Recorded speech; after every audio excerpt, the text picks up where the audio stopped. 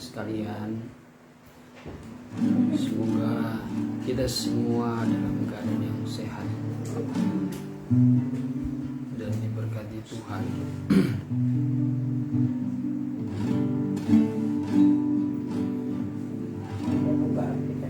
Ya Tuhanku, aku hendak bernyanyi bagimu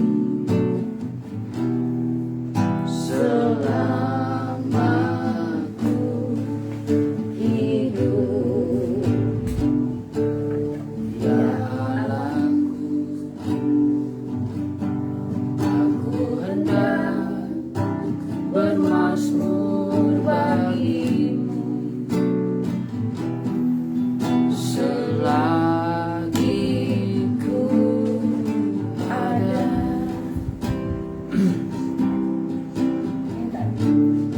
Inilah yang ku renungkan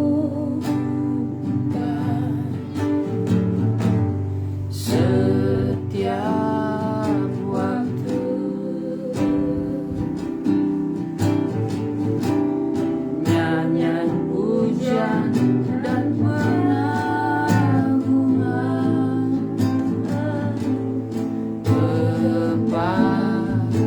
kepadamu. Biarlah manis kau dengar, Tuhan, manis kau dengar, Tuhan, dan hatiku bersuka karenamu.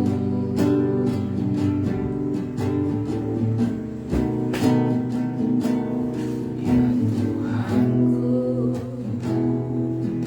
aku hendak bernyanyi bagimu selama ku hidup. Ya Allahku, aku hendak bermazmur bagimu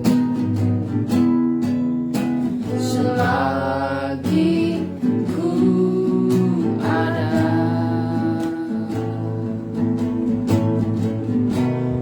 Inilah yang ku renungkan setiap waktu. Nyanyian pujian dan pengagungan kepadamu.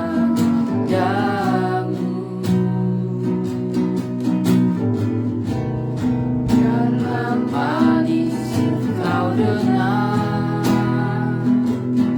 Tuhan, manis kau dengar, Tuhan, dan hatiku bersuka karenamu, dan hatiku bersuka,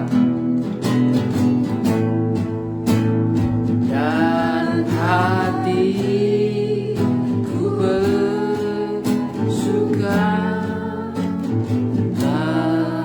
karenamu. Penderitaan ini akan pulang. Haleluya, haleluya. Bapa Sorgawi, Bapa dalam nama Tuhan Yesus Kristus, sore hari ini bersama dengan hamba-hambamu dan anak-anakmu yang ada, kami datang kepadamu. Kami naikkan pujian dan syukur limpah terima kasih atas kesempatan yang indah yang Tuhan kembali berikan bagi kami untuk boleh datang kepada Tuhan.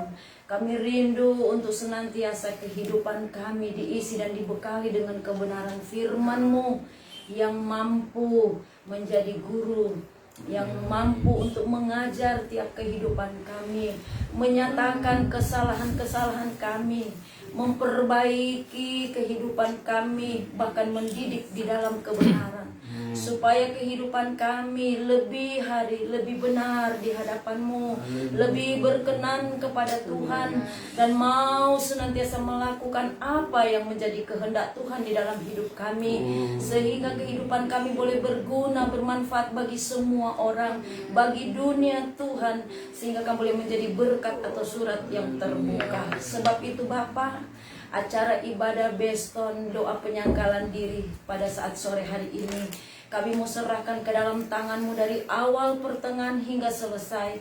Engkau berkati dan urapi. Terlebih juga hamba-Mu yang akan menyampaikan firman kebenaran.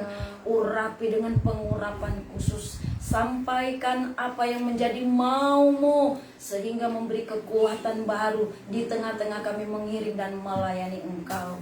Segala bentuk pekerjaan iblis yang merintangi, menghalangi jalannya acara ibadah ini, dalam pemberitaan firman-Mu, bahkan dalam pendengaran kami, baik yang ada di tempat ini, bahkan juga anak-anak-Mu yang sempat mengikuti acara ini. Tuhan, kami mempatahkan segala kekuatan kuasa kegelapan itu, panggil nama-Mu, dalam nama Tuhan Yesus Kristus. Setan keluar, darah Tuhan Yesus Kristus berkuasa. Kuduskan setiap kami, ampunkan salah dosa kami, sehingga firman-Mu yang kudus benar-benar boleh menempati hati kami, merubah segala sesuatu yang tidak berkenan menjadi berkenan. Dalam nama Tuhan Yesus Kristus, kami sudah berdoa, mengucap syukur. Alaskan dan buka ibadah Beston sore hari ini. Haleluya. Amin. Amin. Puji Tuhan. Terima kasih.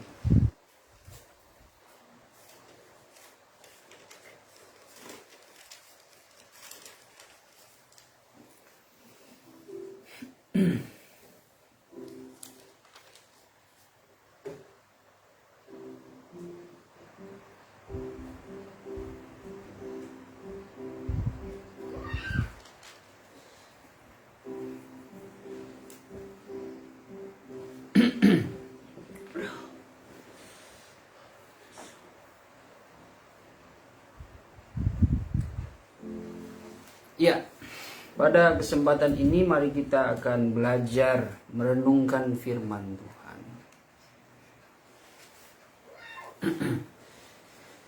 Yang saya ambil di dalam kitab Mazmur, pasal yang pertama, ayat yang pertama dan kedua. Mazmur pasal 1, ayat 1 dan 2. Minta tolong salah seorang membacakan. Ayat 1, berbahagialah orang yang tidak berjalan menurut nasihat orang fasik, yang tidak berdiri di jalan orang berdosa, dan yang tidak duduk dalam kumpulan pencemooh. Tetapi yang kesukaannya ialah Taurat Tuhan, dan yang merenungkan Taurat itu siang dan malam. Ya, puji Tuhan, ayat ini menjadi kebenaran di dalam kehidupan kita dan menjadi pengingat. Pengingat agar pikiran kita itu selalu diisi dengan apa yang menjadi kehendak Tuhan di dalam kehidupan kita. Karena kehendak Tuhan itu berdiam di dalam setiap perkataan firman. Jadi kalau kita mau belajar bersungguh-sungguh melakukan kehendak Tuhan, maka pada intinya kebahagiaan itu ada. Walaupun realitanya seringkali kita menemukan kesulitan, kita menemukan kesakitan, kita menemukan kekecewaan, kita menemukan keputusasaan. Tapi sesungguhnya jangan sampai hal-hal yang tidak mengenakan dalam diri kita itu, ketika kita sudah mengenal kebenaran, itu semua menjadi sesuatu pikiran negatif yang menguasai kehidupan kita. Ya, pikiran negatif di dalam kehidupan manusia itu pasti ada. Pikiran negatif juga bisa diidentikan dengan pikiran yang cukup kritis, ya, di dalam menganalisa, di dalam memikirkan segala sesuatu. Kita pun kalau merencanakan segala sesuatu, penting juga ada pikiran-pikiran yang kritis, ya. supaya kita bisa mengantisipasi segala sesuatunya ya. Kalau misalkan kita hendak mau bikin acara, kita hendak melakukan apapun itu, entah kita berencana untuk bekerja, untuk sekolah, untuk kuliah, untuk jalan-jalan ya, apalagi dalam hitungan mungkin bersama keluarga, bersama komunitas, semuanya itu kan perlu dipikirkan ya, tetapi penting juga kita harus memikir secara kritis ya, supaya kita bisa dapat menyusun anggaran ya, agar anggaran yang keluar dari buah pikiran kita, dari pikiran kritis itu betul-betul senantiasa dapat diantisipasi ya, dapat terpenuhi. Jadi segala rencana apapun ke depan ya kita tidak tahu, namun saya percaya kita semua selalu memiliki kerinduan yang baik dalam segala rencana. Makanya selalu diingatkan juga ya, kalau tidak salah itu di dalam kitab Yakobus, bahwa kita ini sebelum melakukan ini dan itu, kita harus memikirkannya ya, dan menyerahkannya kepada Tuhan. Ya, itu penting bagi kita ya. Coba kita buka dulu itu Yakobus 4 ayat berapa ya? Ayat 13. Ya, silakan. Jadi sekarang hai kamu yang berkata hari ini atau besok kami berangkat ke kota Anu, Ya. dan di sana kami akan tinggal setahun dan berdagang serta mendapat untung. Ya. Sedang kamu tidak tahu apa yang akan terjadi Ya, besok. ini suatu perencanaan, ini suatu peringatan bagi kita. Barang siapa yang ingin melakukan sesuatu, barang siapa yang ingin menjalankan sesuatu, barang siapa yang ingin bepergian ya kemanapun dia, entah pergi bekerja, melayani, ya itu harus dipikirkan ya, harus dipikirkan. Karena Alkitab pun secara terang-terangan kita tidak pernah tahu ya keadaannya seperti apa. Bahkan di situ dikatakan secara terang ya, kita tidak tahu usia kita berapa ya, kita tidak tahu apa yang akan terjadi. Kita tidak tahu kehidupan kita seperti apa. Bahkan digambarkan di situ dikatakan bahwa usia manusia, kehidupan manusia itu seperti uap ya. Seperti uap yang akan muncul tapi hilang, akan lenyap ya. Begitu saja. Nah, terus baca. Apakah arti hidupmu? Ya. Hidupmu itu sama seperti uap yang sebentar saja kelihatan lalu lenyap. Iya. Terus. Sebenarnya kamu harus berkata, jika Tuhan menghendakinya kami akan hidup dan berbuat ini dan itu. Tetapi sekarang kamu memegahkan diri dalam tongkatmu, dan semua kemegahan yang demikian adalah salah. Iya. Nah, ini diingatkan lagi kepada kita ya. Seharusnya kalau kita ingin merencanakan segala sesuatu, serahkan kepada Tuhan ya. 1 Petrus 5 ayat yang ke-7 ya. Kalau tidak salah di situ mengatakan, ya serahkanlah segala kekhawatiranmu kepada Tuhan. Cuma Tuhan yang dapat mempedulikan kehidupan orang-orang yang mengasihi Dia. Kalau terkadang kita menelan kekecewaan, kita berharap kepada manusia. Tapi terkadang ya manusia pun tidak peduli ya, hanya sekedar teori saja, memberi janji manis, ya bolehlah kita percaya. Artinya kita menghargai kepada niat baik manusia, tidak mengapa. Tapi secara iman kita tidak pernah diajarkan oleh iman itu kita berharap loh kepada manusia. Walaupun manusia itu kita melihat latar belakang maupun profesinya itu menjanjikan ya, tapi secara iman, kemurnian iman kita itu Tuhan tidak pernah mengajarkan untuk mengandalkan manusia loh. Tidak ada.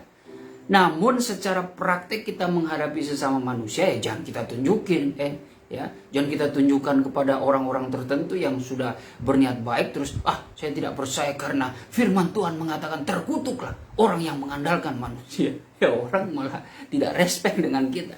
Ini iman kalau berbicara iman itu berbicara pemahaman pengetahuan rahasia secara pribadi. Untuk supaya tindakan iman itu keluar, itu udah disaring sama kita dengan hikmat kebijaksanaan. Bagaimana kita juga harus mempelajari ya kebenaran firman Tuhan ya secara menyeluruh. Artinya Tuhan mengatakan segala sesuatu jangan berharap kepada manusia karena Tuhan mengutuk orang-orang percaya seperti itu.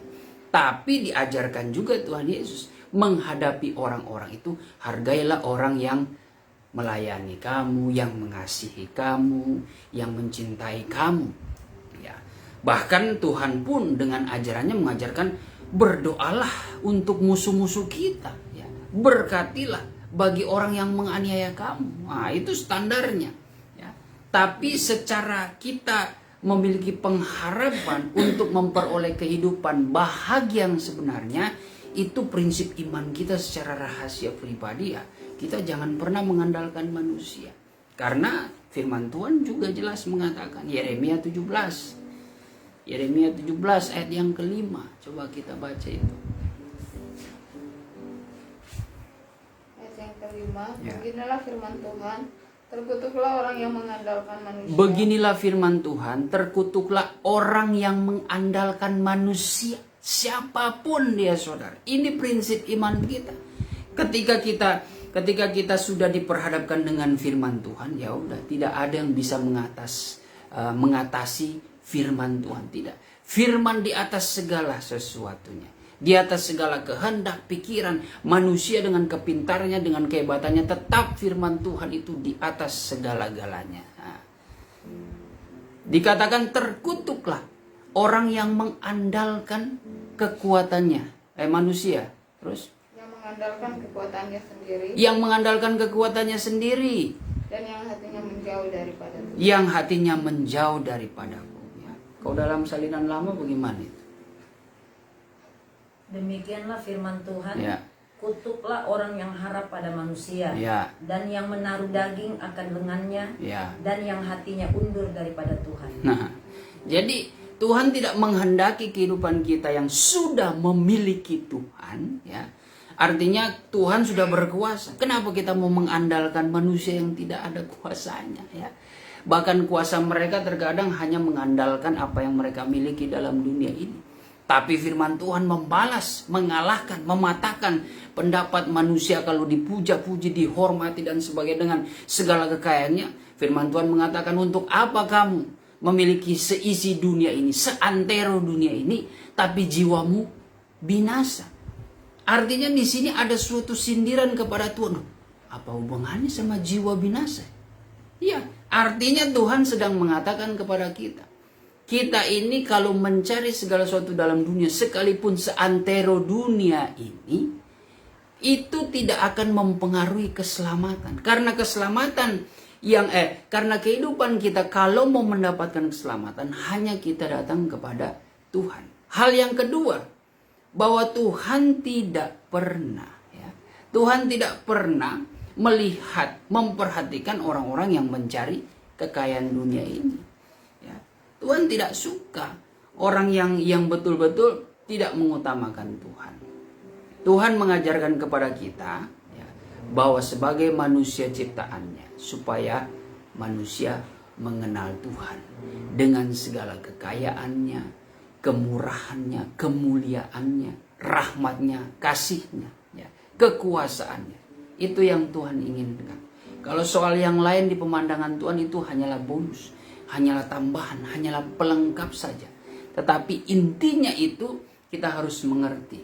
Nah, dari sini kita tentu harus tahu, kalau firman Tuhan yang datang kepada kita, ciri-ciri orang yang berbahagia itu adalah orang yang pertama, kita belajar dari Mazmur 1 ini, menjaga pergaulan kita. Karena di dalam 1 Korintus 15 ayat yang ke-33, pergaulan yang buruk merusakkan kebiasaan yang baik. Orang percaya memiliki wibawa kehidupan, yaitu kebiasaan yang baik. Kenapa? Karena hati mereka berisikan firman Tuhan. Ya. Itu ciri-ciri orang percaya. Kalau orang percaya kita kenal, orang Kristen, hamba Tuhan, anak-anak Tuhan, tapi kelakuannya itu sudah tidak baik, ini sudah tercemar. Berarti sudah salah bergaul. Mungkin sudah salah bergaul. Pertama-tama dia mengikat suatu hubungan persaudaraan, hubungan kasih dengan dunia. Ya.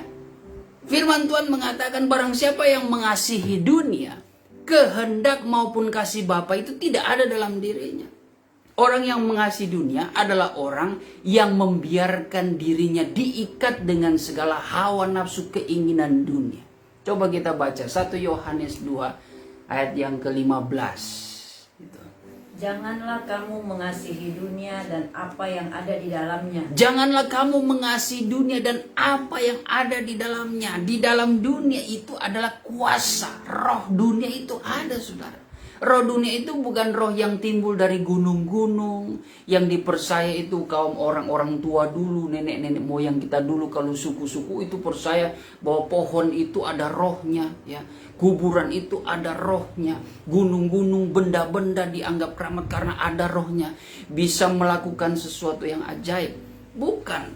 Di dalam Alkitab lebih jelas lagi, sebenarnya dunia itu ada di bawah kuasa roh jahat. Nah, jadi orang-orang yang dahulu, suku-suku mereka karena tidak memiliki pengenalan akan kebenaran, nah, jadi mereka buntu. Ya, maaf ya, karena mereka belum mengenal kebenaran. Belum mengenal kebenaran. Sedangkan orang pintar di zaman modern pun masih ada yang percaya begitu kok. Masih ada, saudara. Masih percaya pergi ke gunung-gunung, ke Gunung Kidul, bertemu dengan siapa lagi itu, yang Ratu apa? Ya? Ratu ya, Nyi Roro Kidul, Ratu Pantai Selatan. Itu adalah suatu tipuan-tipuan setan dan masih ada, saudara. Pejabat-pejabat tinggi, ya, yang saya dengar juga, cerita miring, hamba-hamba Tuhan, ya, pendeta-pendeta, ada itu, dan memang berhasil. Jangan dipikir saudara pandang enteng sama setan. Setan bisa buat kaya, bisa, saudara. Buktinya ketika diperhadapkan dengan Yesus, apa yang setan tunjukkan? Kalau kamu bisa menyembah aku, nah, aku kasih, lihat, seluruh kerajaan dan kemegahannya aku berikan kepadamu, asalkan kamu menyembah aku. Bisa. Setan bisa melakukan mujizat, bisa. Kita lihat dari perjanjian lama saja. Ketika baru mujizat pertama tentang tongkat menjadi ular, nah, Musa lempar tongkat, ya. Tetapi penyihir-penyihir dari Firaun lempar tongkat juga. Jadi ular, tongkat jadi ular, ya. Tongkat Musa juga menjadi ular. Tapi ya kuasanya berbeda di situ. Ternyata ular, ya, yang dibuat lewat mujizat tongkat Musa itu menelan atau memakan kuasa daripada ular Firaun. Nah, tetap kuasanya itu jauh, tidak ada saingan. Jadi jangan saudara pikir itu dari iblis, perdukunan itu bongbong, ya, walaupun ada yang ya ibarat kata dukun-dukunan cuma ujung-ujungnya duit yang menipu, tapi sama aja, saudara, sama aja. Ada yang memang betul-betul seperti cerita Mongol itu, ya itu gereja setan yang identik dengan perdukunan paranormal, itu betul-betul ada, bisa. Ya, apalagi zaman susah sekarang, jangan sekali-kali saudara sebagai orang yang sudah mengenal Yesus Kristus mulai berpikiran, wah ini udah tidak ada jalan, ya. Lebih baik saya coba ke dukun saja, ya. Karena saya baru juga ada cerita, ya, dengan salah seorang anak Tuhan. Orang tuanya itu seorang dukun. Waduh, kalau saya dengar itu dia punya cerita. Itu dia punya orang tua, ayahnya ya beberapa kali kawin. Bahkan kulitnya itu walaupun udah umur 60-an, 70-an itu kulitnya tetap kinclong. Tidak ada tanda-tanda penuaannya, ya. Tetapi ada sesembahannya, ada tumbalnya dalam keluarga. Ada yang dikorbankan, ya. Ada darah yang dikorbankan. Dia punya kekayaan loh. Emas batangan itu bisa dia simpan. Tapi dalam ceritanya itu dia selalu merasa kekurangan, ya. Dia tidak pernah kaya justru. Dia tidak tampil kaya, tapi dia justru tampil yang selalu haus. Haus untuk menelan korban, hanya untuk memikirkan tumbal dan sebagainya. Memang dia sampai dia menceritakan bahwa satu lemari itu ada berapa balok emas itu. Tapi itu sepertinya tidak terpakai. Tapi kalau mau beli ini dan itu bisa, selalu ada. Karena resikonya memang orang mengenal orang tuanya ini adalah orang yang biasa-biasa, tapi kok bisa beli begini, bisa beli barang-barang dan sebagainya. Waduh, itu luar biasa ya. Ternyata dari cerita teman saya itu dia bukan, ibarat kata, cuma dia sendiri yang mengenal Tuhan. Yang lainnya itu ya orang-orang yang tidak mengenal Tuhan. Sehingga ya banyak kali ketika dia lagi masa sulit, lagi masa di bawah, seringkali banyak tawaran-tawaran ya. Tawaran dari anak saudaranya ya, seperti kakak tiri atau adik tiri dari ayahnya itu menawarkan kepada dia ini, kamu mau nggak uang begini dan begini. Wah, memang sangat apa ya, menarik sangat apa itu bahasanya, sangat mengintimidasi sekali. Wah, tapi karena kesaksian dia, karena kalau dia tidak mengingat Tuhan, aduh, dia sudah ambil itu. Karena ada syarat-syaratnya juga. Ada syarat-syaratnya dia, kalau syarat-syaratnya juga kalau dia mau menerimanya. Wah, dan itu merupakan penawaran yang tidak main-main ya, dengan jumlah yang besar. Ya. Tapi dia coba bertahan di dalam kebenaran. Dia yakin bahwa proses yang dialami sekarang ini, ya saya percaya ini hanyalah batu loncatan. Ini merupakan ujian iman. Saya bersyukur dengan keadaan sekarang ini. Dan puji Tuhan dia diberkati walaupun sedikit demi sedikit. Tapi ingatlah saudara, bahwa firman Tuhan dalam kitab Amsal, saya lupa itu, ada orang yang ingin mendapatkan kekayaan itu cepat, tapi dia malah mengalami kekurangan. Tapi ada orang yang menimbun sedikit demi sedikit, di situ dia akan mengalami keberkatan yang berlimpah-limpah. Nah, itu luar biasanya kalau kita betul-betul mengerti akan firman Tuhan. Ya, bagi kita sekarang hati-hatilah. Sebagai anak-anak Tuhan, jangan kita percaya lagi cerita-cerita orang tua, cerita-cerita dari nenek moyang kita. Ya, itu intimidasi ada, walaupun di zaman modern ada, saudara. Hanya saja awas, jangan terpengaruh. 1 Timotius 4 ayat yang keberapa itu? Ayat yang ke-6 atau ke-7. Bahwa jangan percaya cerita nenek-nenek tua. Coba kita baca itu. Ya. 1 Timotius 4 ayat yang ke-7.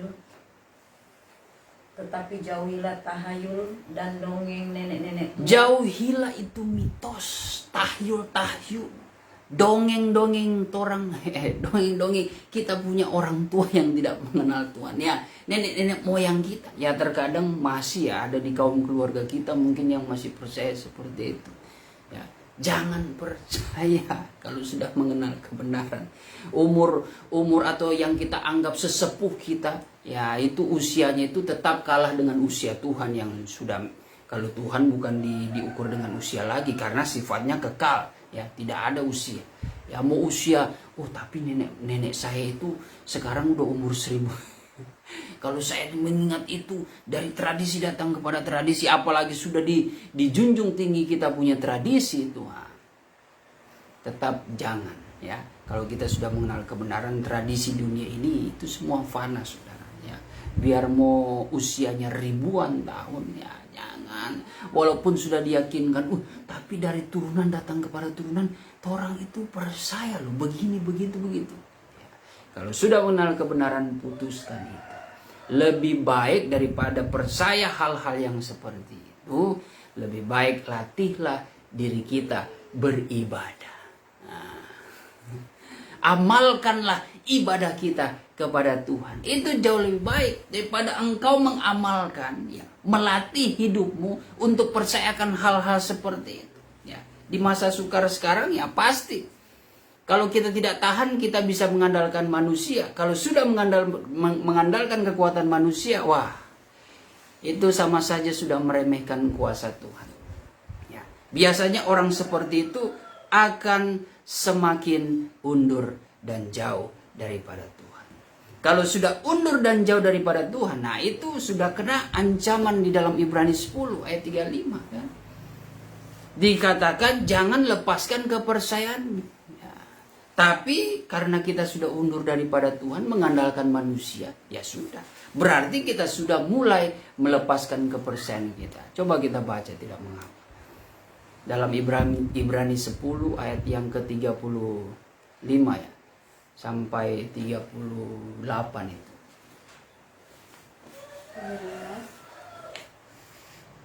Sebab itu janganlah kamu melepaskan kepercayaanmu. Ya, 36 ya. Hah? 36 atau 35? 35 sampai 38. Karena besar upah yang menantinya. Sebab kamu memerlukan ketekunan. Ya, kita hanya perlu ketekunan supaya kita tetap setia, jangan lepaskan kepercayaan. Ya. Supaya sesudah kamu melakukan kehendak Allah, kamu memperoleh apa yang dijanjikan. Ya, di dalam ketekunan kita memelihara iman, disitulah ada kehendak-kehendak Tuhan yang tetap kita jaga, kita pelihara, kita tetap konsisten melakukannya. Kalau sudah waktunya Tuhan, Tuhan akan memberikan upahnya. Kita sabar saja, yang penting kita tekun, bersabar melakukan kehendak Tuhan, baik dalam melayani, baik saudara dalam bekerja. Tidak usah terpengaruh dengan keadaan sebelah kiri kanan, tidak usah menoleh ke kiri kanan. Kok ini tampaknya tetangga saya baru kerja kemarin itu sudah dipromosikan begini, oh jadi naik pangkat dan sebagainya. Oh ini hamba Tuhan si A, si B kayaknya baru kemarin tidak seperti saya yang sudah puluhan tahun, 30 tahun baru saya jadi ketua BPD, ya ketua audit dan sebagainya. Ini kok baru umur 30 tahun, ya pelayanan mungkin masih 5 tahun, 10 tahun, tapi sudah berambisi dan ternyata sudah menjadi ketua dan dalam organisasi dan sebagainya. Misalkan seperti itu ya. Ya, misalkan. Tidak usah terpengaruh sudah. Ya, mau cara bagaimanapun di sebelah kiri kanan kita tetap terfokus saja kepada Tuhan. Ya, puji Tuhan kalau saudara yang masih muda sudah diberkati, dipromosikan dalam pekerjaan, dalam usahamu, dalam pelayanan, engkau sudah diangkat. Ya, selama engkau melakukan itu dengan tekun dan setia, dengan motivasi yang baik. Kalau sudah waktunya Tuhan mengangkat engkau, Tuhan pasti angkat kok. Ya, Tuhan pasti angkat ya. Hanya saja ya memang pengalaman itu tidak bisa berbohong, tidak berdusta ya. Ya, tidak pernah berdusta. Ya, kerja keras, pengalaman itu penting dalam pelayanan, dalam pekerjaan ya. Karena saya percaya di dalam pengalaman kita, pelayanan maupun bekerja, itu yang terpenting adalah cerita di dalamnya. Pengalaman suatu pengalaman yang kita alami secara nyata, naik turun dalam pelayanan, naik turun berjuang dalam pekerjaan saudara, di dalam menjalani hidup. Itu yang terpenting, itu adalah hikmat yang kita peroleh di dalam proses itu. Karena itu menjadi cerita yang untuk kita saksikan kepada anak cucu kita nanti. Kalau engkau dengan cara instan, dengan ambisi boleh ya, tapi ambisi yang mengikuti dengan cara yang benar, saudara. Tapi kalau ambisi yang sudah ambisius, yang dengan cara apapun, dengan cara engkau mungkin ingin naik ke tempat yang tinggi, tetapi dengan cara merendahkan orang lain, dengan cara yang salah, itu tidak bagus. Tidak ada yang saudara ceritakan kepada anak cucu Anda, ya. Tidak ada. Yang ada saudara buat cerita, berdusta. Karena pengalamannya sebenarnya seperti saya, oh dulu papa itu kerja keras loh, Joy. Nah, padahal tidak kerja keras. Papa dulu ya mungkin menipu orang, merendahkan orang, tapi cerita ke anak, oh dulu begini loh ya. Makanya ya, marilah saudara, kita tetap melakukan kehendak Tuhan. Walaupun terkadang realitanya melakukan kehendak Tuhan, yang tadi saya sudah katakan, seringkali menemukan banyak cobaan, rintangan. Itu hal biasa, saudara. Disitulah pembuktian kita kalau kita tidak akan melepaskan kepercayaan kita. Ya. Sampai kita menerima upah. Coba terus. Sebab sedikit, bahkan sangat sedikit waktu lagi, Ya. dan ia yang akan datang sudah akan ada, Ya. tanpa menangguhkan kedatangannya. Ya. Tetapi orangku yang benar akan hidup oleh iman. Orang yang benar akan hidup oleh iman. Orang yang hidup oleh iman itu adalah orang yang diperkenankan Tuhan. Saya percaya setiap orang yang melakukan segala sesuatu dengan dasar iman, ya, dia pasti melakukan kehendak Tuhan. Pasti itu akan diperkenankan Tuhan. Berkat yang dia terima pasti itu adalah berkat yang diperkenankan Tuhan. Hanya saja ya, kita harus bersabar. Kita harus bertekun ya. Jangan pernah mencurigai waktu-waktu yang Tuhan berikan. Waktu Tuhan itu berbeda dengan waktu kita. Jangan mengeluh, jangan bersungut-sungut. Jalankan saja sesuai dengan kehendak Tuhan ya. Terus, dan apabila ia mengundurkan diri, maka aku tidak berkenan kepadanya. Ya, jangan sampai mengundurkan diri. Kalau kita sampai mengundurkan diri ya, daripada iman, maka Tuhan tidak akan berkenan dalam kehidupan kita, saudara. Tetapi pesan terakhirnya apa di situ? Tetapi kita bukanlah orang-orang yang mengundurkan diri. Namun kita adalah orang-orang yang bukan mengundurkan diri dan binasa. Artinya di sini memberikan penjelasan orang yang mengundurkan diri adalah orang yang siap binasa nanti. Ya. Terus? Tetapi orang-orang yang percaya dan yang beroleh hidup. Ya. Melainkan orang yang tetap maju, yang tidak akan mengundurkan diri adalah orang-orang percaya. Orang-orang yang akan mendapatkan kehidupan. Nah, kembali lagi kepada Mazmur 1 ayat yang ke-1, bahwa dijelaskan, kita diingatkan bahwa seseorang yang berbahagia adalah seseorang yang bisa menjaga pergaulannya, ya, menjauhkan dirinya dari orang berdosa, dari orang fasik, dan dari pencemooh. Nah, hati-hati ya. Kalau kita sudah tahu kita berada di lingkungan orang fasik, ya lebih baik menjauhkan diri.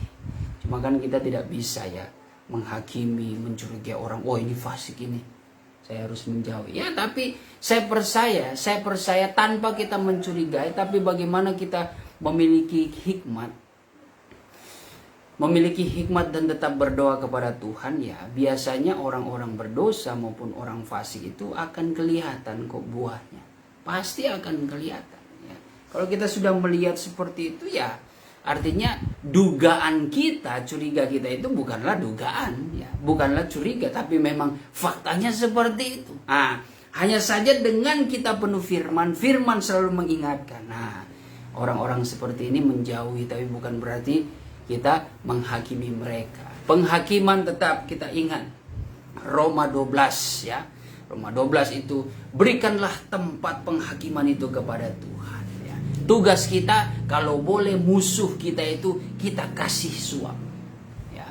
Maksudnya berilah suap kepada seterumu. Ya. Berbuat baik kepada seterumu. Karena dengan sendirinya nanti engkau sama seperti membiarkan dia memiliki hidup yang menimbun bara di atas kepalanya. Artinya membuat murka Allah itu akan turun sesuai dengan waktu Tuhan. Tugas kita adalah bagaimana respon yang baik. Tapi bukan berarti berjabat tangan setuju dengan kefasikan, dengan perbuatan dosanya. Tidak. Kita tetap mengasihi mereka, ya cukup. Menjauh tapi dekat di dalam doa untuk mendoakan mereka. Mana tahu acara Tuhan, murka Tuhan itu artinya murka yang membawa mereka kepada pertobatan yang sungguh. Itu kan jauh lebih baik daripada kita berdoa minta murka, binasakan dia Tuhan. Biar dia cilaka dari motor, biar dia cilaka dari mobil, biar dia dapat sakit ini, dapat asam urat berat. Nah, itu doa yang tidak bagus itu. Itu doa udah dengki itu, saudara. Jangan seperti doa kita sesuai dengan apa yang diajarkan Tuhan. Doakanlah ya, bagi musuh, bagi seteru, berkatilah. Nah, jadi jelas ya. Terkadang kalau cuma kita baca doakanlah musuhmu, ini doakan ya, minta penghakiman seberat-beratnya. Turunkan api dari langit supaya membakar hidupnya, hidup-hidup. Tapi karena di kalimat seterusnya doakanlah musuhmu dan berkatilah, berarti doa berkat. Kalau soal penghakiman sudahlah. Kita ini kalau betul-betul orang percaya, kita ini adalah anak-anak Abraham ya. walaupun tidak secara jasmani, tidak secara lahiriah, tapi secara rohani kita adalah orang-orang yang menerima janji Abraham itu. Ya. Sehingga siapa yang mengutuki kita, dia akan dikutuk. Dikutuk oleh siapa? Oleh Tuhan sendiri. Tuhan yang menilai. Tidak perlu kita sudah jalani saja. Tetap konsisten pada kebenaran kita lakukan. Siapa yang memberkati kita, mereka pun akan diberkati nanti. Mereka akan rasakan itu. Ya. Tidak perlu kasih tunjuk, oh kalau kamu berkati saya, pasti kamu akan diberkati. Ingat, doakan saya, berkati saya. Apalagi sudah tambah hormati saya. Wow, tambah lagi sembah saya. Itu sudah lain lagi ya. Nah, makanya yang pertama adalah bagaimana kita menjauhi. Kita disebut berbahagia kalau kita bisa menjaga ya. Menjaga pergaulan kita, jangan sampai dekat dengan orang fasik, orang berdosa, ya pencemooh. Pencemooh ini ya orang-orang yang selalu membicarakan kekurangan, ya, membicarakan kekurangan. Nah, memang ada beda-beda tipis dengan teguran-teguran ya. Ya, teguran itu bukan mencemooh sebenarnya. Teguran itu kalau kita menegur karena kita sayang kepada itu orang, kita menegur keras ya. Tapi bukan menghina dan sebagainya. Menegur keras, menyatakan kesalahan ya boleh. Dalam konteks tegur, dalam konteks kita mengasihi dia ya. Karena firman Tuhan mengatakan seperti itu. Di dalam 2 Timotius 3 itu kan ayat yang ke-16. Ya, bahwa tulisan yang diilhamkan Allah itu adalah tulisan yang memiliki manfaat. Pertama-tama apa coba baca? Hah? Mengajar. Pertama-tama mengajar. Terus? Menyatakan kesalahan. Nah, di situ ada menyatakan kesalahan. Memang Tuhan kalau menegur itu, Tuhan kalau beracara dia ungkapkan itu kesalahan ya. Dia ungkapkan kesalahan, tapi tergantung kalau menurut saya pribadi. Kalau engkau sudah tahu kesalahanmu, engkau mengakui di hadapan Tuhan, Tuhan tutup. Bukan berarti Tuhan kompromi. Artinya Tuhan tahu kemampuan manusia untuk menanggung aibnya. Nah, ada kan manusia yang tidak mampu, tidak tahan malunya ketika dia sudah berbuat dosa, dia malu. Tapi dia datang kepada Tuhan, dia sudah mengakui, oh Tuhan bisa tutup. Tetapi dengan syarat supaya dia jangan melakukan seperti itu lagi. Tapi ada yang memang bebal, oh Tuhan ungkapkan. Tapi Tuhan ungkapkan itu, menyatakan kesalahan itu, tetapi untuk mendidik. Menyatakan kesalahan terus? Memperbaiki kelakuan. Untuk ya, memperbaiki kelakuan, untuk mengajar, lalu? Mendidik orang dalam kebenaran. Dan semuanya bertujuan untuk mendidik orang dalam kebenaran. Ya. Itu baru ilham, ya, ilham roh yang menjadi kebenaran firman Tuhan dalam kitab suci. Itu ilham roh akan sama bekerjanya ketika di dalam diri hamba-hamba Tuhan yang memiliki karunia hikmat, marifat. Nah, itu terkadang keluar, menegur, terkadang wah sakit. Kalau ada suatu sakit berarti ada dosa itu. Kalau kita tidak ada dosa kan kita dengar lurus-lurus saja. Tidak akan, tapi karena ya. Contoh saja mungkin kalau kita sama-sama membuka di dalam tentang buah-buah hawa nafsu. Coba kita buka itu. Buah-buah hawa nafsu. Di dalam Galatia 5 ayat yang ke-19. Galatia 5:19. Ya. Perbuatan daging telah nyata. Perbuatan daging telah nyata. Saya, saudara, itu hidup di zaman yang benar-benar akan nyata. Seperti tulisan Paulus di tempat lain. Di suratan Timotius, 2 Timotius 3. Aku menegaskan kepada kamu bahwa di akhir zaman ini, orang akan cinta uang. Menjadikan dirinya itu hamba uang. Melawan orang tua. Durhaka. Tidak suka beribadah. Nah, ini kalau di dalam Korintus ini perbuatan daging telah nyata. Ya, coba baca terus. Yaitu percabulan. Percabulan, perzinahan. Apakah sekarang berhenti? Tidak. Ya. Jangankan di luar sana, di dalam gereja pun sering terjadi percabulan, perzinahan. Entah di dalam pikiran kita, ya, entah terkandung dalam hati kita. Itu kita bukan kapasitas kita. Karena kalau kita sudah menuduh, wah, berarti kita seolah-olah Tuhan, ya. Tapi andai kata kalau kita membayangkan kita jadi Tuhan, betapa kotornya manusia ini, najisnya manusia ini, ternyata engkau berzina secara rohani, dari hati, dari pikiran, ya, maupun jasmani pun ada, ya, ada itu. Nah, terus kecemaran, terus hawa nafsu yang menggebu-gebu. Wah. Penyembahan berhala, ya, penyembahan berhala secara modern yang terjadi, kita selalu diingatkan itu penyembahan kepada pemimpin, ya. Walaupun pemimpin itu sudah salah, wah, karena dia terlalu mengagung-agungkan selalu dianggap benar itu, ya. Kasihan yang jadi pengikutnya, ya. Sudah pemimpin buta, waduh, pengikutnya lebih buta-buta lagi itu. Terus sihir. Nah, jadi sihir itu roh-roh magic masih ada dalam gereja. Ya sudahlah, kita mengatakan di dunia sekuler, pejabat tinggi, pemerintahan, orang-orang kaya di luar sana, mereka pasti masih terikat dan percaya akan roh-roh sihir itu. Paranormal, perdukunan masih ada. Sedangkan di rumah Tuhan ada kok orang yang sudah mengenal kebenaran, pendeta lagi, ya. Hamba Tuhan mengakui dirinya, tapi percaya akan dongeng-dongeng nenek tua, hal-hal yang tahyul, perdukunan masih ada seperti itu. Terus perseteruan,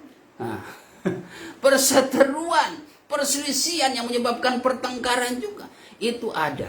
Terus perselisihan, ya, iri hati. Nah, siapa yang suka iri hati sih? Ya. Jemaat kalau ada iri hati, waduh, susah sekali. Sesama hamba Tuhan kalau ada iri hati, waduh, sakit kepala memang. Pasti selalu mau melayani, apalagi disuruh ada istilah bergandeng tangan. Itu pas lagi bersebelahan dengan yang lagi berselisih, itu tangan rupa ada stroke. Kenapa saya di sebelah dia ini? Rasanya seperti ada listrik di tangan, ya. Karena dari hati ada iri, ada dengki, terus amarah, emosional, itu tidak mengerjakan kebenaran. Kepentingan diri sendiri, waduh, ini berbahaya, ini egois, ya. Terus percideraan, roh pemecah, wah, haleluya. Kedengkian, mabuk, wah, ini pendeta-pendeta nggak boleh mabuk, ya. Mabuk di sini bukan berarti mabuk cap tikus, mabuk anggur, ya. Mabuk karena jabatan, ya. Hati-hati, mabuk jabatan, ya. Mabuk kekayaan harta benda, mabuk kekuasaan. Nah, itu lagi mabuk itu karena terpengaruh manisnya anggur dunia ini, ya. Setan memang selalu menawarkan kemanisan-kemanisan dunia, ya. Berbicara setan itu sebenarnya banyak sekali, ya, rahasia firman Tuhan kalau kita selami. Itu kalau setan menawarkan kepada Yesus ini kerajaan. Nah, kalau berbicara kerajaan itu sudah berbicara kekuasaan, saudara. Sudah berbicara tahta. Sudah berbicara harta benda yang berlimpah-limpah. Nah, makanya ideologi iblis dengan Tuhan itu sebenarnya kalau kita pelajari baik-baik, ya, kalau di permukaan memang mirip. Diberkati secara berlimpah-limpah, ya, sama. Tapi itu intinya yang berbeda, ya. Berlimpah-limpah menurut Tuhan itu berlimpah-limpah secara rohani. Karena pada hakikatnya kalau kita seseorang dilimpahkan dengan kekayaan rohani, batinnya bagus, nah, penuh dengan kebaikan, pasti ketika dia dilimpahi dengan kekayaan jasmani, dia bukan menjadi orang yang mencari muka, ya. Bukan menjadi orang yang ingin disembah, dihormati, disegani, dikenal, ingin menjadi viral, ya. Artinya segala motivasi itu dengan apa yang dia miliki secara lahiriah, itu pasti kalau batinnya sudah baik, dia akan menjalankannya. Dia akan mengaturnya dengan sebaik-baiknya, ya. Bukan dengan cara egois, tapi semuanya untuk kepentingan bersama. Karena batinnya itu sudah baik. Tapi kalau iblis, waduh, itu sifatnya egois, saudara, ya. Terus pesta pora dan sebagainya. Nah, pesta pora dan sebagainya. Nah,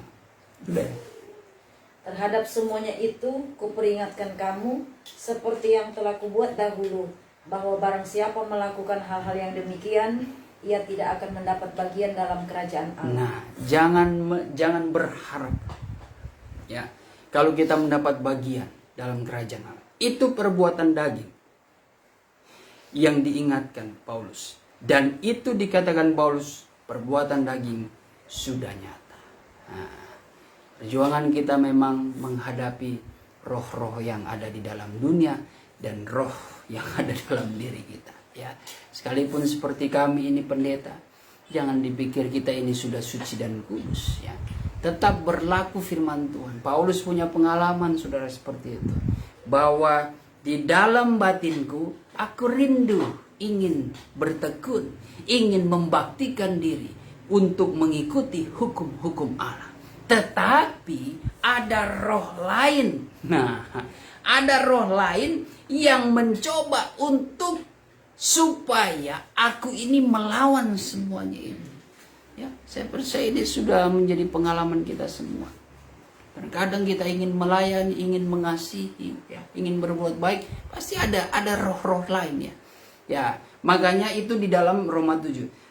Dalam Roma 8, Paulus menegaskan. Tetapi roh yang ada padaku itu memberikan kemenangan, kebebasan, kemerdekaan. Ya. Roh yang diberikan Tuhan itu adalah roh yang mengalahkan roh dunia.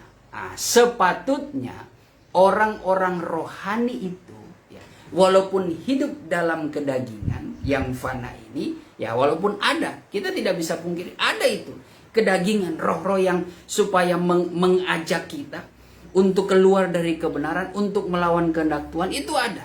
Tapi kalau kita sudah ada roh Tuhan, menurut penjelasan Paulus dalam Roma 8, pertama, kita ini adalah milik Kristus. Itu diingatkan, berarti kalau kita milik Kristus, kehidupan yang lama itu sudah tidak berlaku lagi. Sebab kita sudah menjadi ciptaan baru. Itu yang pertama. Yang kedua, jangan ada lagi memikirkan tabiat-tabiat dunia. Harusnya orang rohani seperti itu. Sekarang rasa-rasa, kembali lagi kepada diri kita masing-masing. Siapa yang merasa dewasa secara rohani, dia bisa menahan nafsunya. Itu kan rahasianya. Rahasia memang kita hidup dalam kasih, karena kita orang yang penuh roh. Hidup dalam kasih, membawa sukacita, damai sejahtera, kesabaran, kemurahan, kelemah lembutan. Haleluya. Kesetiaan, kebaikan. Tapi jangan lupa yang terakhir, ya. Tahan nafsu, pengendalian diri.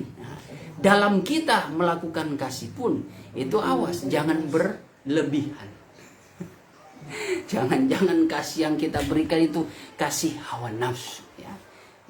Kalau kita sudah memiliki kasih hawa nafsu, ya biasa kasih yang sudah dengan hawa nafsu itu kasih yang memilih-milih, kasih yang pihak memihak. Memang kasihnya itu memberikan perhatian, tapi memberikan perhatian satu, namun merendahkan yang lain. Ada yang seperti itu, kasih dengan hawa nafsu. Makanya kasih pun harus dikunci, ya, dengan tahan nafsu. Bagus itu salinan lama bahasanya, tahan nafsu.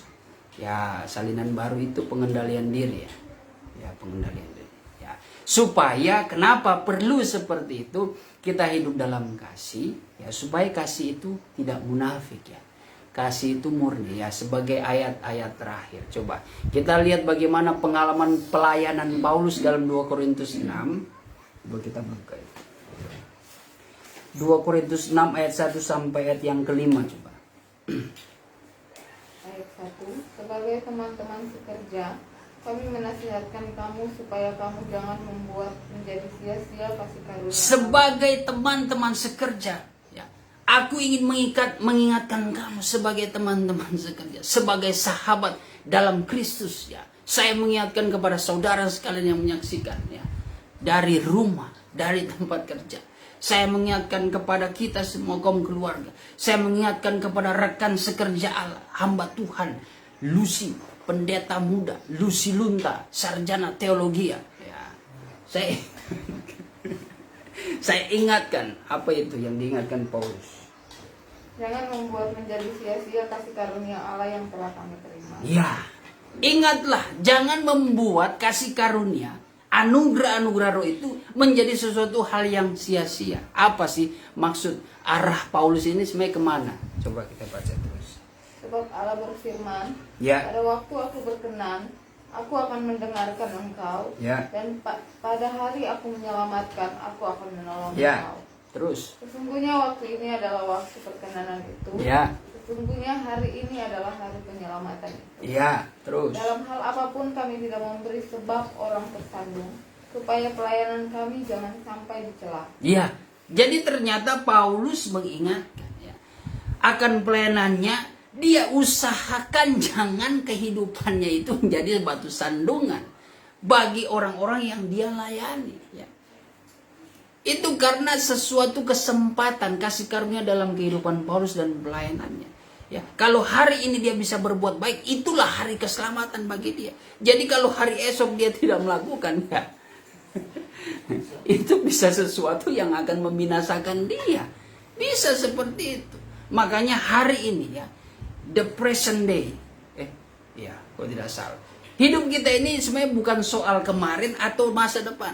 Hidup kita yang nyata itu sekarang ini. Maka itu lakukanlah yang terbaik supaya mempengaruhi masa depan dan menutup masa lalumu kalau engkau memiliki cerita yang tidak baik. Ini penentuannya saat ini adalah keselamatan.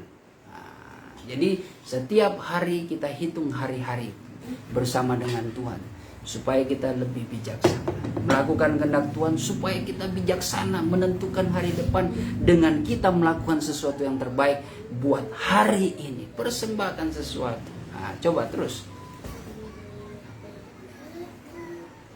Sebaliknya, dalam segala hal kami menunjukkan bahwa kami adalah pelayan Allah, yaitu dalam menahan dengan penuh kesabaran. Ya, perhatikan ini. Ya, sebagai hamba Tuhan, ya, kami tidak mau menjadi batu sandungan, tetapi sebaliknya, ya, bagaimana Paulus siap menderita, ya, kami menahan segala sesuatu, menanggung segala sesuatu, dan berusaha sabar.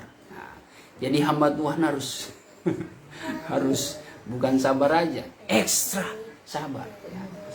Kalau kita makan makanan yang ada pedasnya, dikasih saus, ya, kalau ingin sesuatu yang lebih pedas, nah, pasti kita meminta ekstra pedas, ekstra saus. Nah, kita kan standar manusia, Tuhan menuntut kesabaran. Kalau menjadi hamba Tuhan harus ekstra sabar.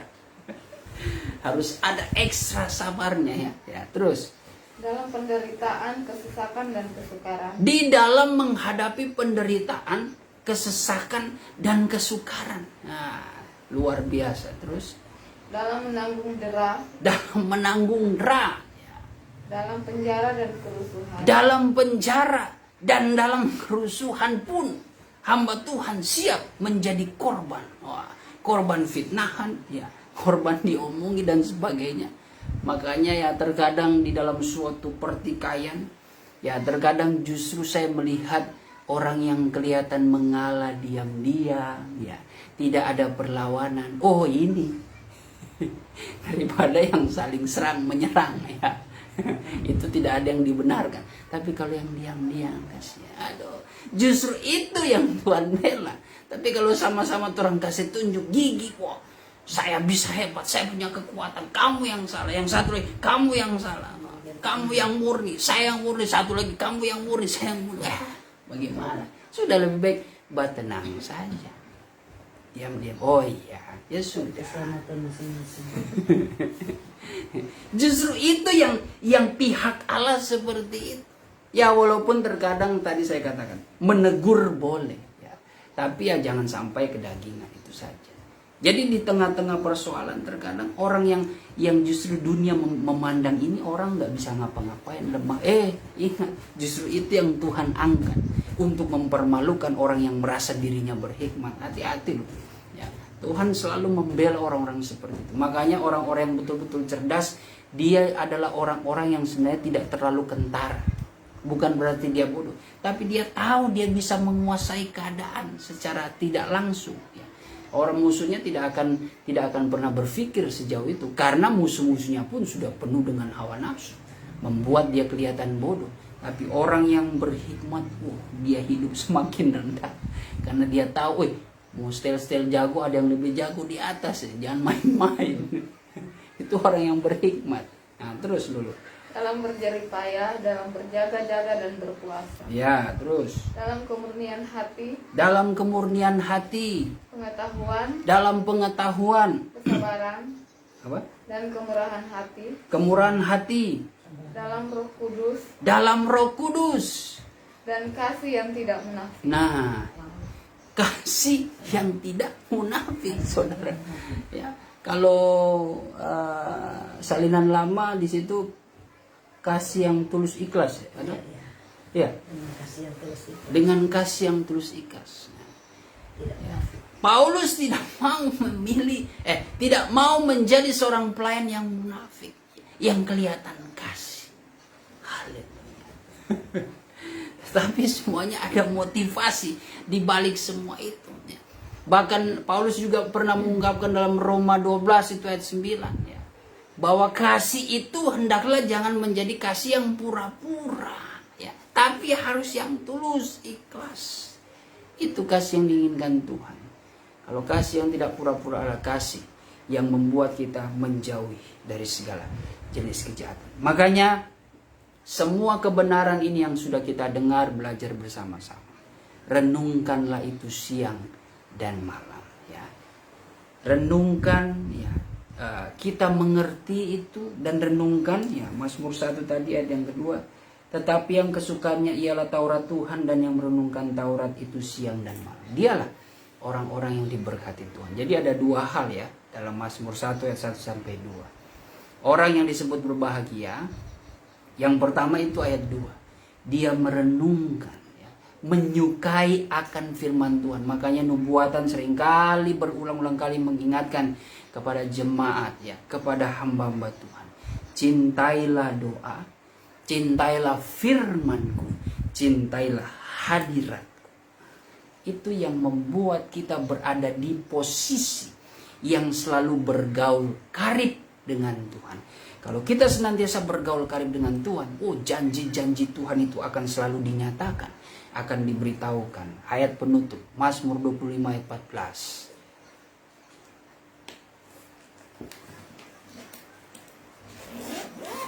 Mazmur 25 ayat 14, Tuhan bergaul karib dengan orang yang takut akan Dia. Tuhan itu bergaul karib, ya, intim hanya dengan orang yang takut akan Dia. Orang yang takut akan Dia artinya orang yang suka akan firman, suka akan hadiratnya, suka akan, ya, firman, hadirat, dan menyukai doa. Ya, terus Dan perjanjiannya diberitahukannya kepada mereka. ya, janji-janji Tuhan mengenai kekekalan itu diberitahukan kepada dia, yaitu orang yang takut akan Tuhan. Orang yang takut akan Tuhan, dia pasti bersahabat dengan Tuhan. Makanya kabar pengantin ini merupakan suatu perjalanan iman seorang hamba Tuhan yang takut akan Tuhan, sehingga dia sangat karib dengan Tuhan. Saking karibnya dengan Tuhan, saudara, Tuhan bukakan itu janji kerajaan sorga. Lewat apa? Lewat kabar pengantin. Ya. Bukan mau membanding-bandingkan, ya. Buktinya, ya, melalui beliau Gesba dipercayakan rahasia untuk menjadi pengantin. Ya. Bukan berarti gereja lain itu tidak dipedulikan Tuhan, tidak. Hanya belum kebetulan, namun bukan sesuatu yang kebetulan, dipercayakan dahulu dari Gesba. Ya, sebenarnya atas nama oknum, ya, atas nama pribadi, karena itu perjuangan guru kita dulu. Tetapi ya jalan-jalannya Tuhan memperkenalkan itu dari Gesba. Sebelum Gesba apa? Ada penyebaran Injil. Dan saya dengar ternyata Gesba dulu hampir mati, organisasi yang hampir mati, ya. Ya, kalau tidak salah. Artinya kecil lah, udah. Kecil, sangat kecil, dan mungkin tidak terlalu terkenal. Dan itu saya berpikir itulah cara konsep Tuhan memilih sesuatu dalam dunia ini. Apa yang dianggap hina dunia, itu yang Tuhan angkat, ya. Ya. Jadi dari situ Tuhan angkat, Tuhan menghidupkan. Manusia di mata Tuhan sejak jatuh dalam dosa udah menjadi hina, paling hina dia. Palingnya orang tadinya mulia, tapi sampai terlepas, tercerai dari Taman Eden, kemuliaan Tuhan itu menjadi hina. Tapi ya kasih Tuhan, justru Tuhan ingin mengembalikan manusia kepada kemuliaan. Hidup kita di hari-hari ini, marilah kita menjaga dan bisa tahu menempatkan diri kita.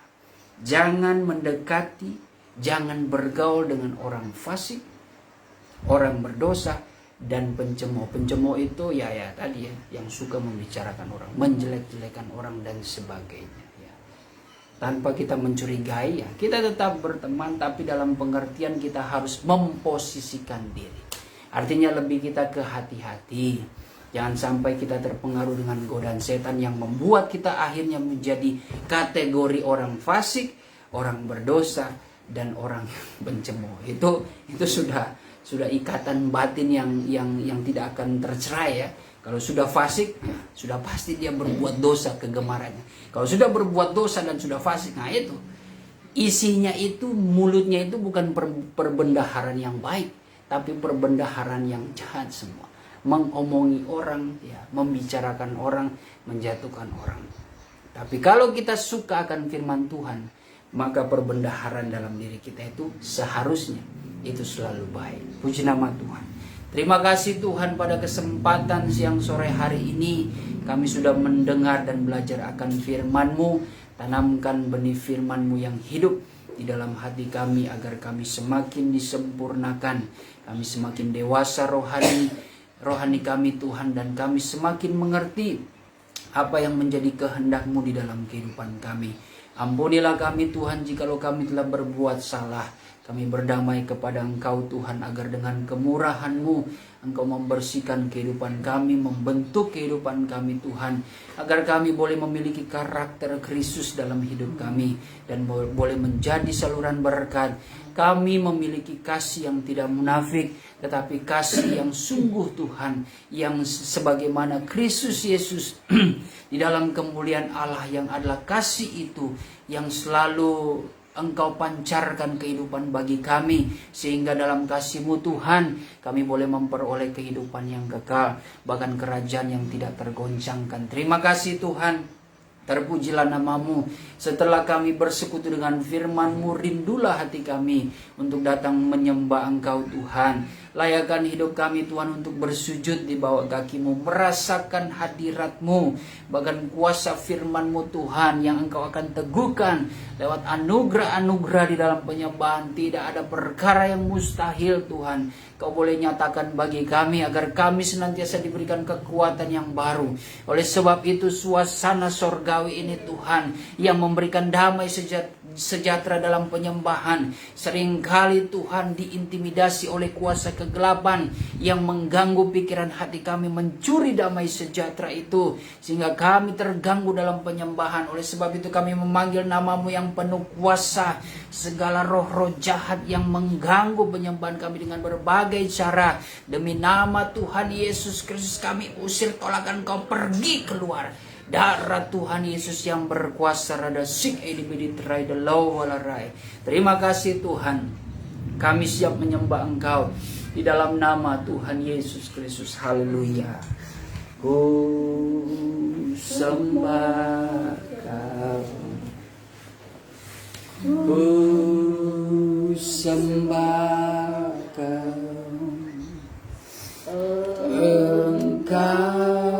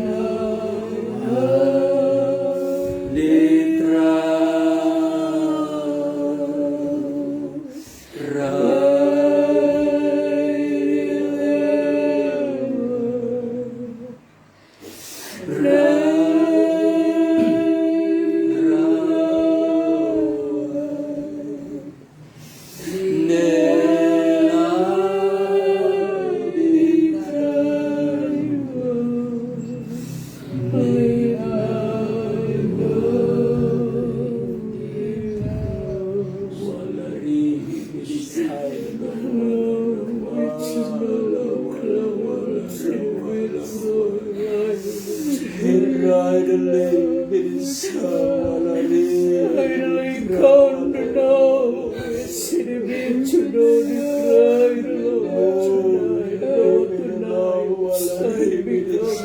Lord, tonight, they come to know the light, city come to know the cry, Lord, to know the come to light, Lord, to cry. Now, when sin become to know the cry, akulah jalan kebenaran dan hidup. Tiada seorang pun sampai kepada Bapa kecuali melalui aku. Declare the Lord to know the cry. Sejahtera dan berbahagialah kamu hamba-hambaku dan anak-anakku. Aku berada di tempat yang maha tinggi, tapi aku turun di tengah-tengah perhimpunan kamu di kerajaan. Aku tetap membuktikan di mana 2-3 orang berkumpul atas namaku, aku hadir di tengah-tengah kamu. Sebab itu hormatilah kehadiranku di tengah-tengah kamu. Lady, come to the cry. Hambaku dan anak-anakku, kalau kamu datang menyembah aku, biarlah sembah aku di dalam roh dan kebenaran, karena aku adalah roh adanya. Nadilis I come to know the credit tonight. Kamulah yang sudah menarik hatiku sehingga aku turun dan melayani kamu. Be great tonight. Sebab itu aku minta menyerahlah kamu dengan sungguh-sungguh, agar kamu dapat merasakan satu persekutuan yang indah dengan aku. Ini kamu tonight. Dan kamu boleh memandang kemuliaanku turun di tengah-tengah kamu. List I don't know the cry. Hamba-hambaku dan anak-anakku, kamu adalah orang-orang yang sangat berbahagia hidup di dalam aku.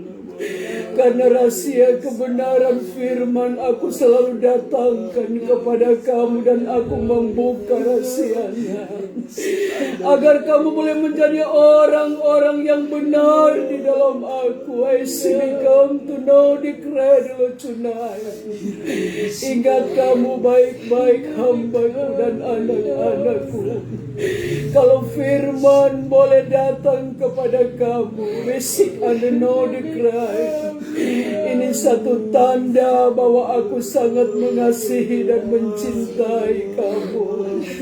Lady Lizzie, come to know the cry. Kamu boleh menjadi orang-orang yang dewasa di dalam aku, yang mengerti tentang jalan keselamatan. Back unto know the cry. Ingat kamu baik-baik hambaku dan anak-anakku. Aku memintakan kepada kamu agar kamu harus berjalan sesuai dengan kehendak firman-Ku, agar kamu boleh menjadi berkat bagi banyak orang. I become tonight the least adebo tonight. Yang lebih penting, aku mau kamu harus banyak berdiam diri di dalam kebenaran-Ku. Bikrejuna di tonight. Karena ingat kamu baik-baik, ada rahasia-rahasia kebenaran yang belum terungkap. Aku ungkapkan kepada kamu, supaya kamu dapat melakukan sesuai dengan kehendak-Ku. Jangan sampai kamu coba menggunakan si kredo tonight. Firman-Ku sesuai dengan kerinduan dan kebutuhan kamu sendiri. Baik I know tonight. Tapi aku mau biarlah kamu tunduk kepada kebenaran firman-Ku. Terutama bagi kamu yang sudah mengerti dan tahu tentang rahasia kebenaran. Jangan coba-coba pergunakan kebenaran menurut kemauan kamu sendiri. Big Antonai, berhati-hatilah kamu. Karena ada akibatnya. Lisik ada botunai. Tapi aku minta kepada kamu, biarlah kamu menjadi berkat bagi banyak orang. Mengertikah kamu hambaku dan anak-anakku berkredo tonight? Hambaku berkredo tonight. Tetaplah kamu setia bergaul karib dengan aku. I seek tonight. Agar kamu dapat merasakan bahwa indah hidup di dalam aku. Karena aku selalu memberikan petunjuk bagi kamu. I seek tonight. Agar semakin hari hidup kami semakin rendah di hadapanku.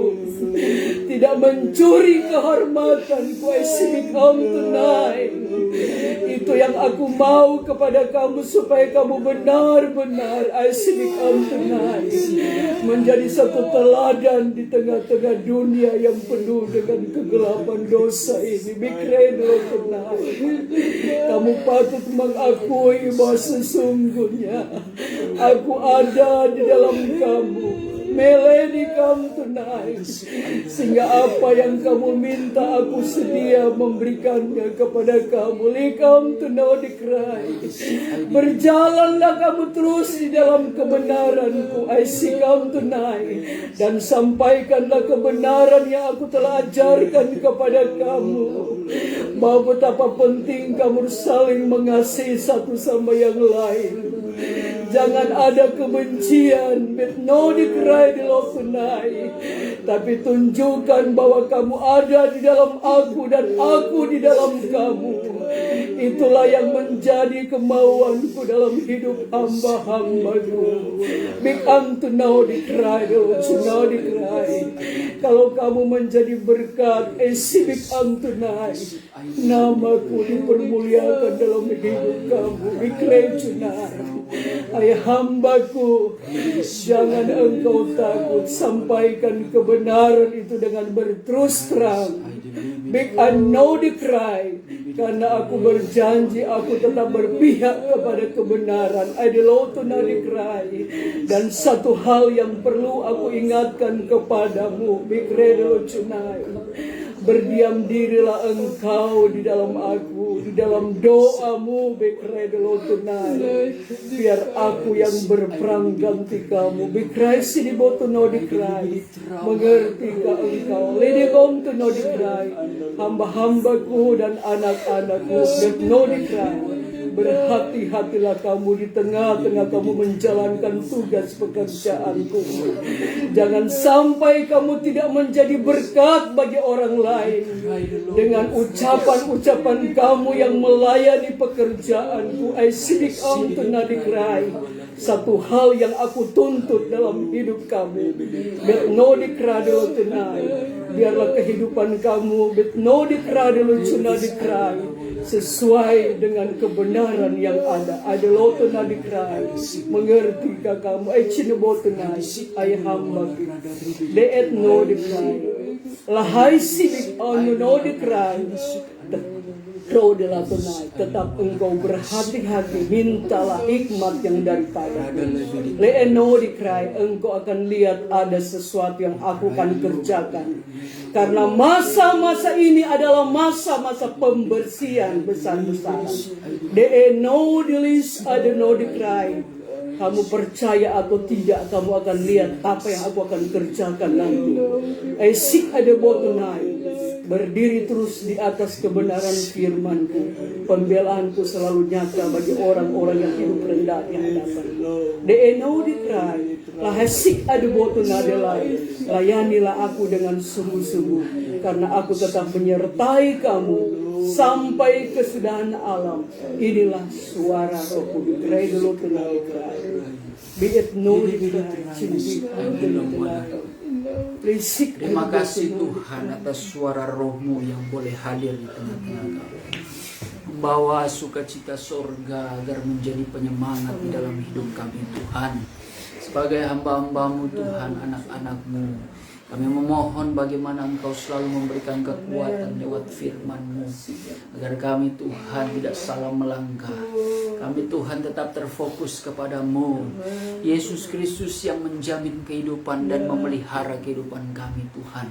Kami percaya kasih-Mu yang besar selalu menjaga melindungi kehidupan kami. Anugerah-Mu, rahmat-Mu Tuhan yang sudah membuktikan selalu menjaga kehidupan kami Tuhan hingga pada saat detik ini. Kalau kami masih boleh kuat dan gagah Tuhan dengan kekuatan kesehatan tubuh jasmani ini, terlebih kami boleh bersekutu manis Tuhan lewat kebenaran firman-Mu, semuanya atas perkenanan daripada-Mu Tuhan. Sebagaimana Tuhan Engkau yang sudah mengungkapkan di dalam nubuatan bahwa sesungguhnya setiap orang Tuhan tidak akan sampai Tuhan bertemu dengan Yesus Kristus kalau hati mereka tidak ditarik oleh Bapa di sorga. Oleh sebab itu Tuhan, biarlah kebenaran yang kami boleh alami pada saat ini, kami boleh berjumpa dengan pribadi Yesus di tengah-tengah kami di dalam persekutuan pada saat hari ini Tuhan. Ini merupakan kesempatan yang berharga bagi kami, agar kami selalu kuat di dalam Engkau Tuhan. Terima kasih, kami tetap berdoa bagi gereja segala bangsa kami Tuhan. Engkau tetap Tuhan memberikan hikmat bagi hamba-hamba-Mu Tuhan. Kau memberikan kebijaksanaan. Biarlah kasih-Mu Tuhan tetap terang di antara kami ya Bapa, menghadapi oknum-oknum, menghadapi orang-orang tertentu, menghadapi rekan-rekan sekerja kami. Biarlah kami boleh memiliki Tuhan sudut pandang seperti yang Engkau miliki ya Yesus, sehingga kami boleh Tuhan memandang segala sesuatunya Tuhan dengan berkat kasih Bapa yang ada, yang boleh memberikan sukacita sorga Tuhan di dalam kehidupan kami, menciptakan kedamaian kebersamaan Tuhan di dalam Engkau. Kami rindu Tuhan keadaan gereja segala bangsa boleh senantiasa dipulihkan dan semakin diberkati semuanya Tuhan, untuk hormat dan kemuliaan bagi-Mu. Terima kasih Bapa, Kau berkati Tuhan yang menjadi pemimpin gereja segala bangsa, Bapak Pendeta Insinyur Jimmy Hatampi yang ada Tuhan, Engkau berkati bersama-sama dengan beliau Tuhan.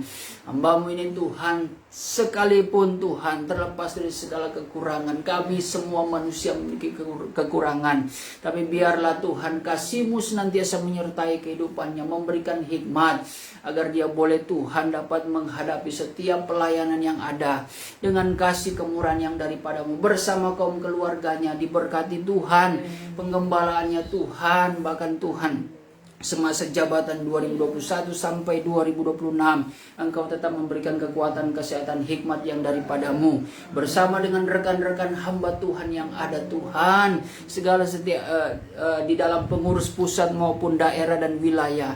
Diberkati Tuhan departemen, biro-biro Tuhan yang melibatkan hamba-hamba-Mu. Berikan hikmat agar kami senantiasa mampu menjalani tugas dan tanggung jawab untuk mendatangkan jiwa-jiwa baru Tuhan, petobat-petobat baru ya Bapa. Melalui program-program yang ada di Gesba Tuhan, boleh banyak memenangkan jiwa-jiwa baru datang kepada-Mu. Terima kasih Tuhan. Terpujilah nama-Mu ya Bapa. Kami berdoa bagi kaum keluarga kami Tuhan, baik bagi keluarga jemaat maupun keluarga kami masing-masing, dimanapun mereka berada Tuhan yang kami layani. Engkau Tuhan tetap memberkati, menjaga, melindungi kehidupan mereka. Berikan kekuatan, kesehatan dalam segala aktivitas mereka Tuhan. Engkau senantiasa membuka jalan. Sidang jemaat-Mu simpatisan Tuhan, baik jemaat New Efrata maupun Goshen, tetap diberkati Tuhan dalam segala usaha, dalam segala bisnis mereka, dalam segala aktivitas pekerjaan mereka, apapun yang mereka kerjakan. Biarlah mereka mengerjakan segala sesuatunya Tuhan, bukan untuk manusia, tetapi seperti untuk Tuhan, agar segala sesuatu yang mereka perlukan, butuhkan, Engkau Allah Jehovah Jireh senantiasa menyediakannya Tuhan. Terima kasih. Berikan kekuatan, kesehatan, terlebih kesungguh-sungguhan di hati jemaat-Mu, agar mereka tetap mengandalkan Engkau, tetap berharap sungguh kepada Engkau Tuhan, dan mereka boleh melihat kemenangan, keberkatan yang daripada-Mu. Terima kasih Bapa. Kami akan akhiri ibadah beston puasa kami pada saat hari ini, sekaligus menutup penyangkalan diri kami, dan biarlah Engkau yang memperhitungkan segala sesuatu yang kami lakukan di hadapan-Mu Tuhan. Di dalam nama Yesus kami sudah berdoa, haleluya. Saudara dan saudariku yang dikasihi Tuhan, terimalah berkat damai sejahtera anugerah yang daripada Allah Bapa di sorga, oleh cinta dan kasih sayang anaknya yang tunggal yaitu Tuhan Yesus Kristus, di dalam persekutuan Allah Roh Kudus, tinggal diam di hati kita, memberkati dan menyertai kita mulai hari ini sampai Tuhan Yesus datang kembali menjemput gerejanya di atas awan-awan di dalam kemuliaan yang kekal sebagai Raja di atas segala raja. Haleluya, haleluya. Amin. Ya, puji Tuhan. Ada penglihatan? Kalau ada penglihatan silakan disaksikan. Puji Tuhan, saya ingin menyaksikan kemuliaan Tuhan yang saya nampak tadi waktu kita masuk di dalam doa dan penyembahan. Pertama-tama waktu kita masuk di dalam doa dan penyembahan, saya melihat bahwa ada satu benda yang bulat ya. Tiba-tiba itu jatuh berwarna emas. Waktu dia jatuh di tengah-tengah kita lihat itu pancaran seperti terang begitu. Dan waktu dia terang itu, dia langsung melingkar di tengah-tengah itu, kok jadi terang begitu. Tapi bukan terang seperti ini, ada terang lain daripada lain. Kemudian saya melihat bahwa Tuhan ada turun perlahan-lahan di tengah-tengah kita dengan mata yang anu. Waktu saya melihat waktu dia turun, saya sempat menengking lah, karena bukan tidak percaya ya, tapi saya segala sesuatu harus mengunci. Dan waktu saya menengking begitu, tiba-tiba kok dia buka tangan begini, waktu ini tak lama itu tiba-tiba kan kasih tunjuk dia ke tangan begini. Pas ini bukan cuma satu, tapi diangkat dua dan dikasih tunjuk yang mana tangannya ada berlubang paku. Kemudian saya lihat bahwa Tuhan ada di tengah kita dan melayani, memperhatikan kita. Kemudian waktu Tuhan berbicara itu, tiba-tiba saya lihat kok dengan telinga sendiri sepertinya kok pertama saya rasa kok lain banget. Tiba-tiba di tangan kan terus terbuka tadi ya tuh masuk pasal 1 tadi ayat 1 bahwa Tuhan kata jalan orang benar dan jalan orang berbahagialah. Benar, iya berbahagia. Mereka waktu itu dia pas ayat ini begitu Tuhan katakan, kamu bersyukur kalau firmanku aku boleh datangkan kepada kamu. Ini satu tanda bahwa Tuhan sangat mencintai kita supaya kita berhati-hati hidup di tengah-tengah pelayanan pekerjaan yang aku percayakan itu. Kemudian kok di tengah-tengah nubuatan ini saya lihat bahwa Tuhan memperhatikan 4 orang, dan saya melihat bahwa Tuhan ada memperhatikan kepada ada orang-orang begitu banyak ya kita ngompol, tapi kayaknya nggak semua dan dia perhatian begitu di antara orang-orang itu, kayaknya tidak semua Tuhan, tapi perhatian itu ada. Dan satu hal yang Tuhan minta, dia mau supaya orang itu harus menjadi berkat, harus tunjukkan bahwa orang semua itu adalah satu di dalam Tuhan. Tuhan katakan begitu, tunjukkan dan kamu ingat yang aku mintakan kepada kamu ketika kamu tahu tentang kebenaran ini. Tuhan mau supaya orang tetap hidup rendah di hadapan dia. Dan kemudian saya lihat ada di tengah-tengah kita, tiba-tiba pas saya lihat seperti Tuhan kasih tunjuk ada tulisan yang turun begitu. Betul. Oh, ada 1 Timotius 4 ayat yang ke-16 dengan Filipi 1 ayat yang ke-27. Dengan jelas saya lihat situ. Saya tidak sempat baca, tapi maksudnya tidak sempat lihat ayatnya itu dia. Tiba-tiba Tuhan katakan kepada kamu harus banyak berdiam diri. Menghadapi di masa-masa sekarang ini, aku minta kamu banyak berdiam diri dengan aku. Dan jaga ucapan-ucapan kamu. Biar setiap ucapan itu kita harus menyukai sesuai dengan firman. Tuhan katakan begitu. Dan kamu tidak perlu takut karena apa yang kamu sampaikan itu aku tetap membela. Kamu tetap di dalam kebenaran. Dan ingat satu, Tuhan kasih ingat, di tengah-tengah melayani kita bukan firman yang mau menyesuaikan kita, tapi kita harus firman Tuhan itu harus menyesuaikan. Kita harus menyesuaikan sesuai dengan firman Tuhan katakan begitu. Nah kemudian pas saya lihat bahwa Tuhan saya tunjuk bahwa keadaan dunia ini, Tuhan saya tunjuk bahwa tidakkah kamu tahu aku akan datang tiba-tiba seperti itu. Bukan berarti Tuhan langsung dikatakan bahwa masanya sudah dekat. Kamu harus tetap berjaga-jaga dan tetap setia melayani aku. Tuhan katakan begitu. Dan layani aku dengan sungguh-sungguh, bukan dengan keadaan yang terpaksa. Dikatakan begitu tiba-tiba. Satu hal yang saya dengar terakhir bahwa dia bilang apa yang ada pada kamu itu pergunakan dan pelihara itu dengan baik-baik dengan doa dan puasa. Dan ingat kamu harus menyerah dengan sungguh-sungguh karena ada satu waktu apa yang aku akan sampaikan itu aku akan buktikan di tengah-tengah dunia. Itu yang bikin saya minta haru lagi, karena saya bilang Tuhan kuatkan terus, karena dengan apa yang saya boleh lihat Tuhan bertunjukkan, saya ingin untuk tetap saya bertahan dalam hal ini, tidak untuk menambah dan mengurangi, tapi semua itu saya akan katakan dengan berterus terang. Nah kemudian sesudah itu Tuhan katakan tetap jalankan itu dengan setia, Dan jangan kamu takut, apa yang aku sampaikan itu sampaikan dengan berterus terang. Lalu kita minta Tuhan berdiri di situ dan dia mengangkat tangan, dia memperhatikan kepada kita satu persatu kembali dan dia mengangkat tangan dan dia katakan sejahtera dan berbahagialah kamu yang sudah menyelamatkan surga. Itu tiba-tiba itulah mereka. Inilah kesaksian penglihatan yang saya nampak, saya saksikan ini tidak mengamati. Ya, puji Tuhan, ya merupakan nasihat ya. Intinya nasihat-nasihat bagi kita dengan dasar ayat pokok yang tadi kita sudah sama-sama belajar, dan tidak ada simbol-simbol ya di situ yang harus diterangkan secara rohaninya. Jadi merupakan nasihat mengingatkan kepada kita untuk tetap berjaga-jaga dan tetap setia kepada Tuhan.